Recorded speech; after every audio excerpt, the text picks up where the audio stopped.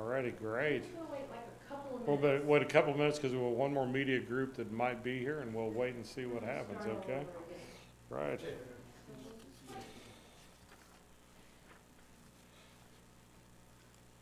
I'll open this up for you, and I think someone was gonna stream live. Are you still doing that?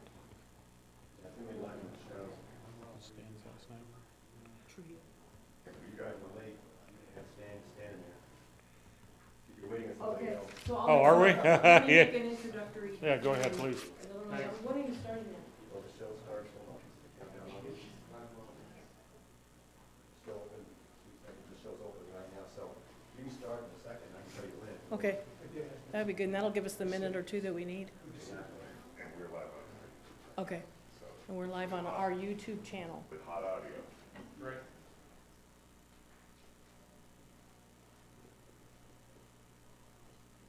So those of you watching on YouTube, we're waiting for the media to show up, and we're having a news conference in the Las Cruces Public Schools Administration Building, and it is January 22nd here in Las Cruces. Okay, we're up now. We're up now. So thank you all for coming. We're having a news conference today here in Las Cruces. We are going to go in this order. The superintendent of schools is Stan Rounds with an S at the end. Then we will hear from Dan Trujillo from Las Cruces Police Department. He's the public information officer. Then we will hear from Michael Montoya. He is the principal of Centennial High School. And then there will be time for questions after that. So at this time, I'll turn it over to Superintendent Stan Rounds. Thank you, Joe, and good afternoon.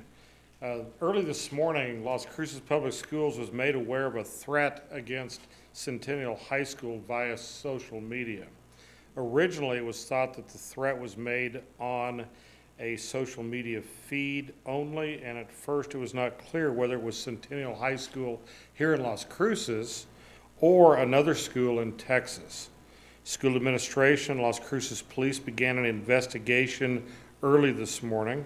Calls were made to Texas, and our Centennial administration immediately heightened security.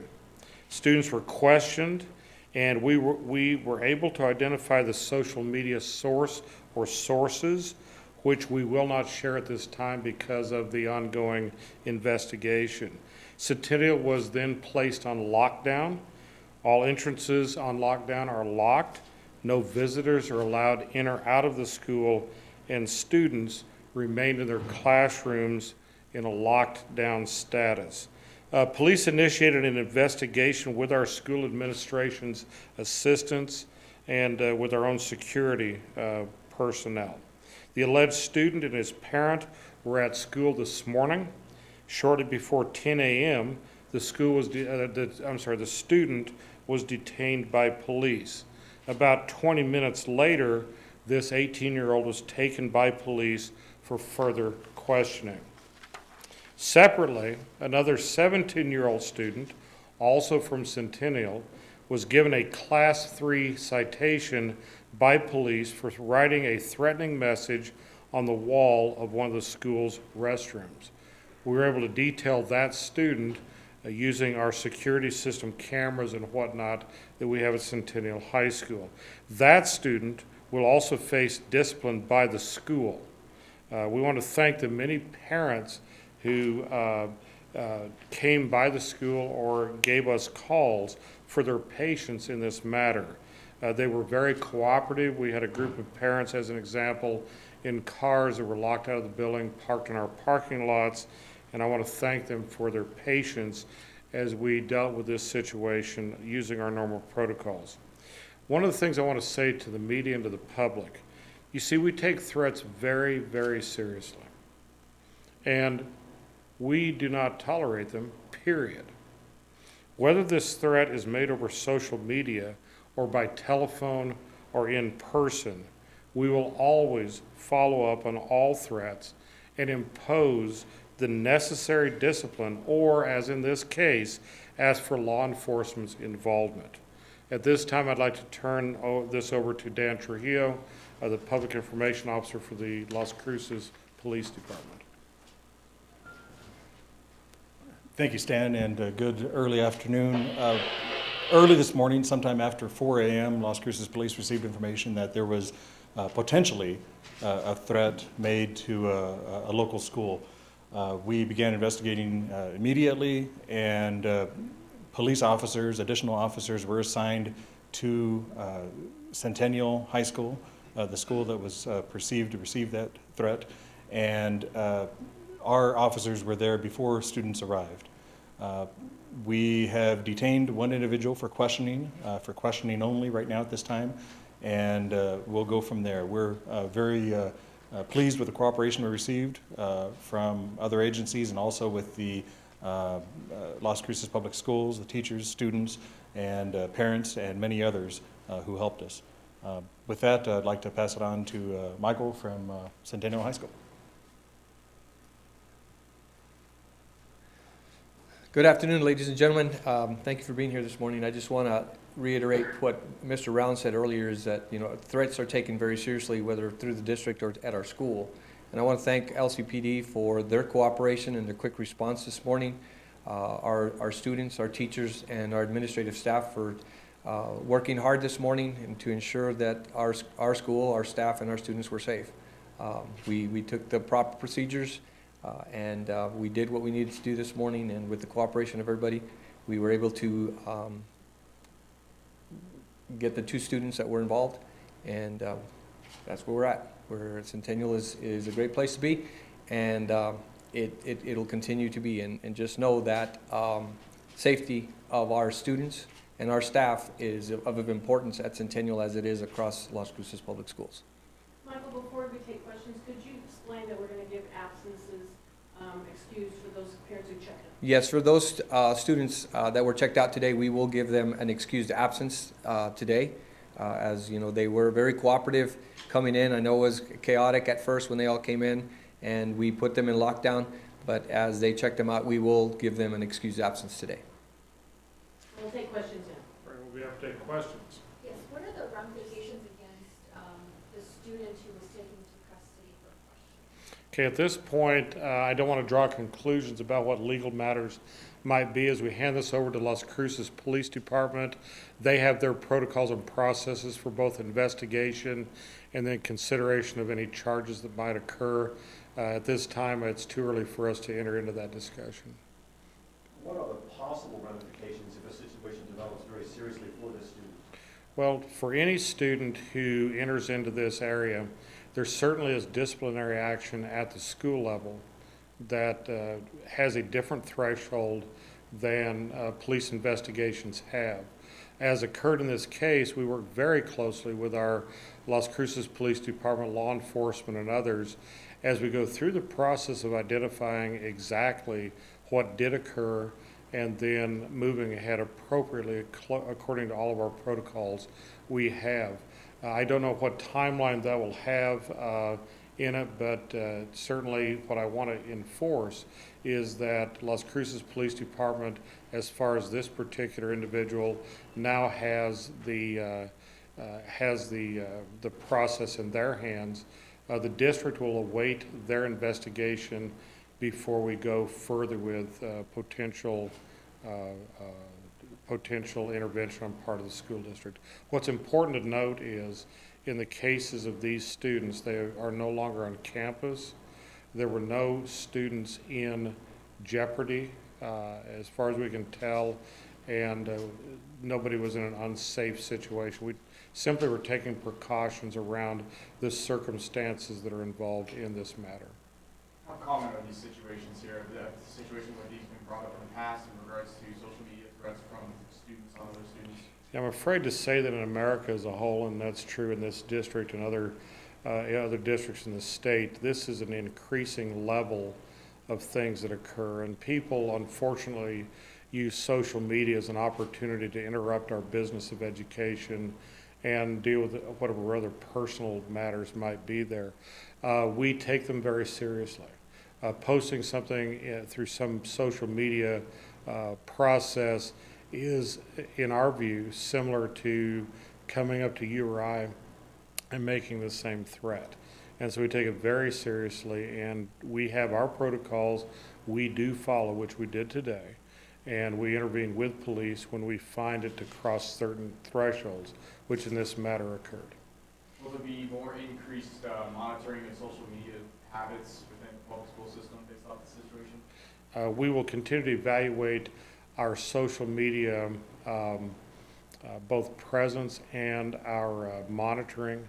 We do monitor social media, and we also have persons who provide us information periodically, excuse me, on social media that they intercept. And we thank the citizens that, do their due diligence. It's not dissimilar to hearing a conversation on the street and then reporting that to officials. So please clarify, this initially happened, if I understood correctly, sometime after 4 AM? So and I'll turn to Mr. Trujillo to answer that, but this began overnight. It was early in the morning.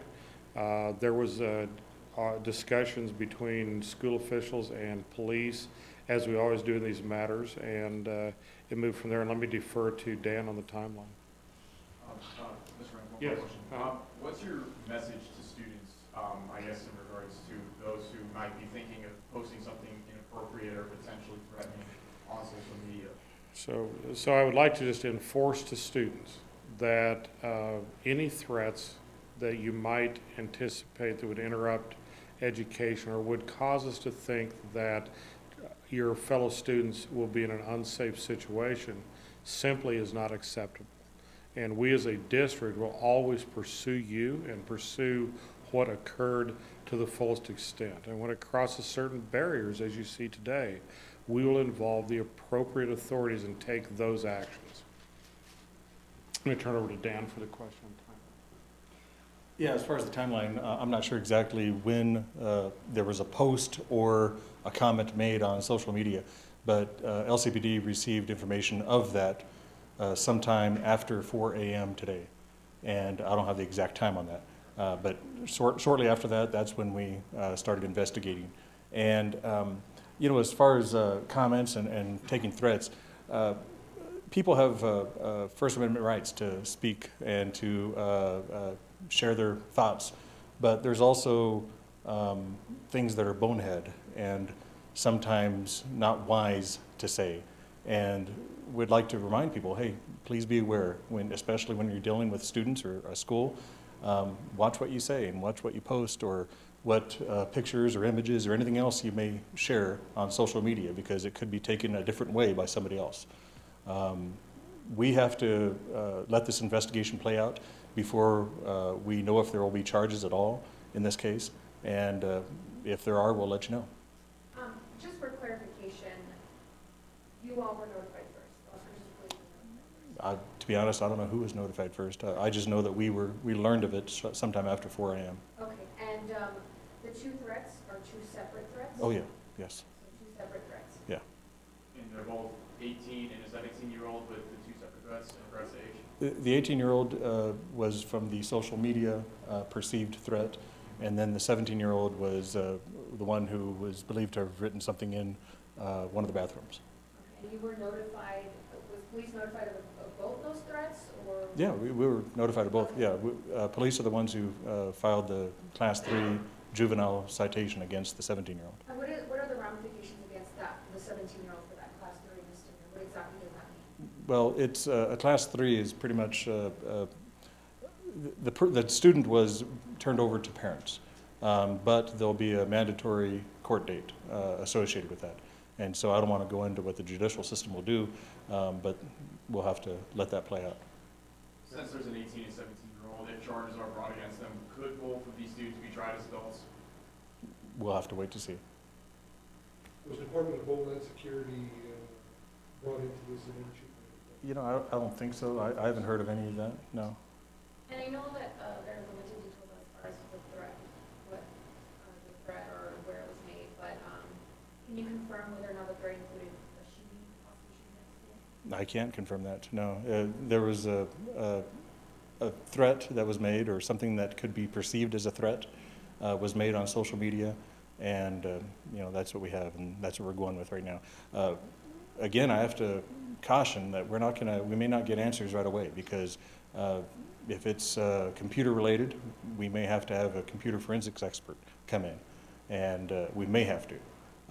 But all this depends on exactly what our detectives learn in their investigation. And can you confirm whether or not this threat was made via Snapchat? I can't. I spoke to some students at Centennial that they said that they saw that this was a tweet or a photo that was tweeted out. Can you confirm it was through Twitter? You know what, here's the thing, is that a lot of times, you know how it is. Something may go out initially as Facebook, it could turn into Snapchat, it could turn into Twitter. So that's what we're trying to get to the bottom of. Have you determined if the device used was the student's device? Was it school computer or anything like that? I haven't heard of anything being school related, the school computer. But again, we'll have to find out where the originating source is. What kind of emphasis will now LCPD put on monitoring social media now that this has happened? And Well, just like the schools, we monitor social media quite often, but we also depend on our residents to let us know. We can't be the eyes and ears for the community all the time.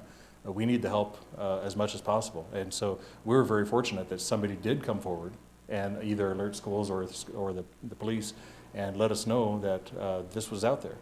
And that's what we need. We need more of that, and we're very grateful for that. I believe it was a student who first did that.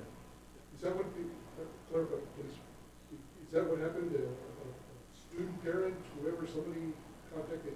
Again, I don't know who exactly contacted, but I think it was first seen by a student. It was received or seen by a student who either alerted an adult or obviously called authorities.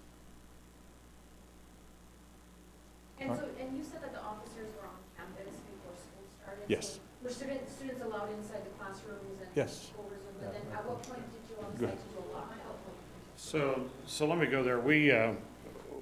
We allowed students to come to campus, and then when we reached a certain protocol, we went to a lockdown. Students are safer in the building under certain circumstances than other places, which then limits the access, by the way, by parents and others, which we went through. We have a protocol we follow. That's what we did today, and it worked well for everyone. And so we did in fact begin conducting school and then went to a lockdown after we got underway. then it was downgraded to shelter in place after that, or just lockdown and then everybody was like, oh. So we went through a protocol. Our normal protocol goes from a lockdown. We usually often, and we did in this case, go to a shelter in place for a while. And then we determine, once we know we have a safety level, we go ahead and return to regular classes, which we did at about 10:30, a little after 10:30 this morning. Mr. Montoya could talk about any of those specifics. He was on site, of course, as principal. I spoke with one parent who said that they had trouble reaching their child due to bad self-reception due to the area. Is there any way to maybe improve communication between students and parents in these type of situations to let them know that their kids are okay? So the cell service area in the area of Centennial has some challenges to all of us, which certainly affects that. In these matters, when you're in a lockdown situation, we find our first most important communication is between ourselves as we're dealing with the matter. And so the communication between parent and student, we think, is another question. If the threat was discovered at 4 a.m. and all parties knew about it, why were students still allowed to go to school that day? Well, again, as you go through a protocol, you have to look at credibility of threat. In an earlier question, you asked about the frequency of things. There are frequencies of information we have that we have to analyze.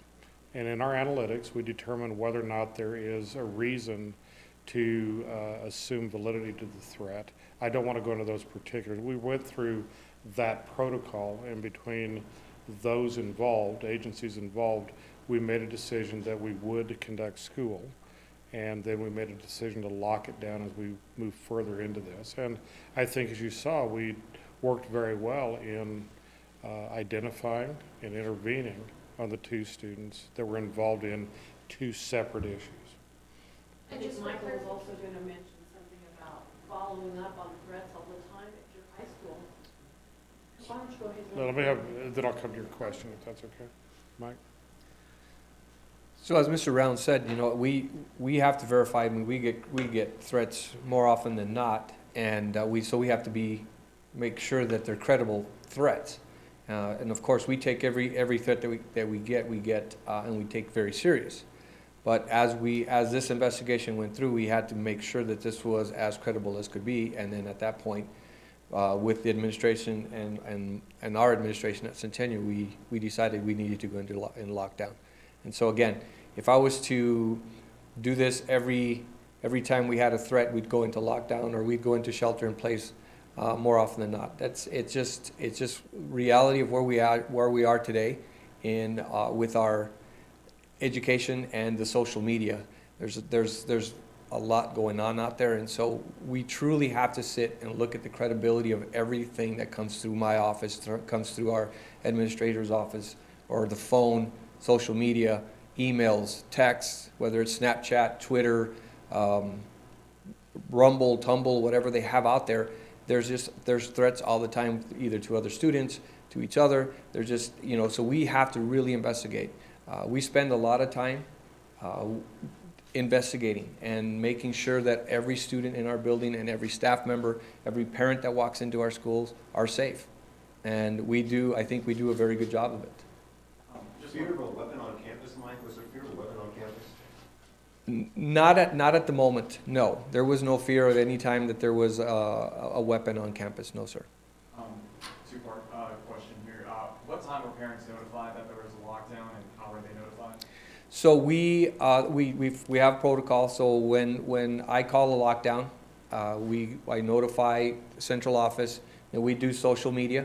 We go through our internet and our website.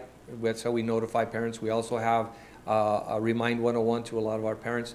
And so there is, with the social media that we sometimes dislike, we also use for that purpose.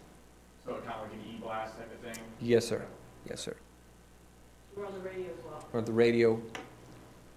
And so you have another Yeah, question? just for clarification, the two students were approached, they were at school this morning, and that's where they were found. So I don't want to go into the specifics. One of the students arrived at another, they both were at school when we intervened with them. And I think just given the investigatory part, we probably don't want to go further than that at this point. Have there been any discrepancies with these students in the past? Have they been in trouble before, you know, maybe bounced off with a teacher or other student in the past? Have there been maybe these type of threatening tendencies before? So at this point, I don't think we want to get into characterizations or, Be confidential. and in the case of the 17-year-old in particular, that's confidential. I think it's early for us to get into that dialogue. Other questions? Any further questions? How many students were affected by this? What's Centennial's student population? Centennial's student population is about 1540. So don't know how many of them were there this morning. I haven't looked at our attendance rate for today, but somewhere around 1,500 students. We have about 150 staff. About 150 staff, and we had a number of parents that self-actuated to come back to campus, and that created another communication dilemma for us, and also a strategic dilemma of how do you, when you're in lockdown mode, how do you manage all of that? And we have protocols we follow to do that also. Again, I want to note that I appreciate the patience on the part of the majority of parents who understood we were going through the process and basically stood down in their interest to come and take their children out of school. The safest place still in America is inside public school buildings and on public school buses, and that's a statistical fact, and today that was no different. We were just dealing with it through the protocols, and I think parents can be very secure that because we operate so well with other agencies, Las Cruces Police Department in particular, we're able to assure safety of those students. And that's why we lock down, and that's why we restrict access, and that's why we don't release students to parents as we're going through determining what real threats may or may not be in existence. And so that's how we maneuver today, and we thank our public for understanding that. Thank you very much. Thank you all.